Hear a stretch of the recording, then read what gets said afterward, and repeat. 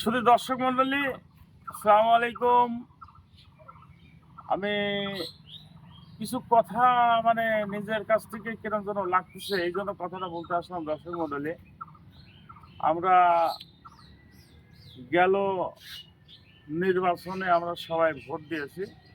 আমরা হ্যাঁ জয়যুক্ত করেছি, হ্যাঁ ভোটটা আমরা বেশিরভাগই দিয়েছি। কেন দিয়েছি, কোন কারণে দিয়েছি সেটা কিন্তু আমি জানি না বা জানতে চেয়েছিলাম না। কিন্তু কাজ 2 দিন আমার ভিতরে প্রশ্ন করছে যে আমরা যে একটা হ্যাঁ ভোট দিয়েছি, হ্যাঁ যুক্তটা বাংলাদেশের সব জায়গায় হয়েছে।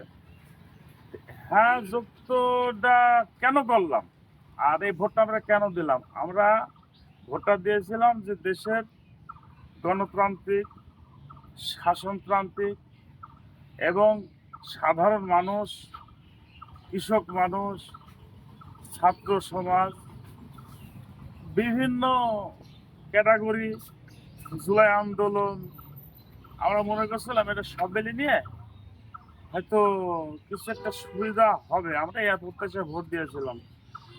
দর্শক মন্ডলী, আমি জানি না এটা কি সঠিক হবে কি না হবে জানি না। তবে বিশেষ করে যারা মহোদয় আছেন, যারা দেশের বিশেষ ভূমিকা কর্মকর্তারা যারা আছেন, অনুরোধ আপনারা এই জিনিসটা মনে হয়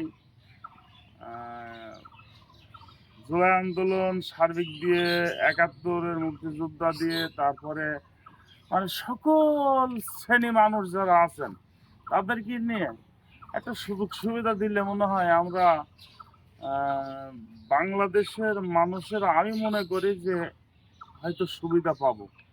আপনারা এই সুবিধার থেকে আমাদেরকে বঞ্চিত করবেন। আমরা গরিব মানুষ, মাঠে ঘাটে খেটে খাই। আপনাদের উপরে ভরসা করে আছে, আপনারা সুযোগটা দিবেন। আল্লাহ হাফেজ।